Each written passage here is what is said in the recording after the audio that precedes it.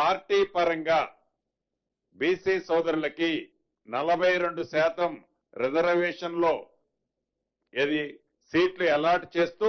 మొదట గ్రామ పంచాయతీ ఎన్నికలు నిర్వహించాలని ఈ రోజు కేబినెట్ నిర్ణయించడం జరిగింది. మిగిలిన ఎంపీటీసీలు, జెడ్పీటీసీలు, అదే రకంగా మున్సిపల్ కార్పొరేషన్లు అన్ని కూడా కోర్టులో ఒక కంక్లూజన్ వచ్చిన తర్వాతనే వాటిని నిర్ణయం తీసుకోవాలని కూడా ఈ రోజు రాష్ట్ర కేబినెట్ లో సుదీర్ఘంగా చర్చించిన తర్వాత రాష్ట్రానికి కేంద్రం నుంచి రావాల్సిన సుమారు 3,000 కోట్లు గడిచిన 2 సంవత్సరాల నుంచి ఏవైతే ఉన్నాయో అవి కూడా యాజ్ పర్ నామ్స్ ప్రకారం మార్చితో ల్యాబ్స్ అయిపోతున్న కారణంగా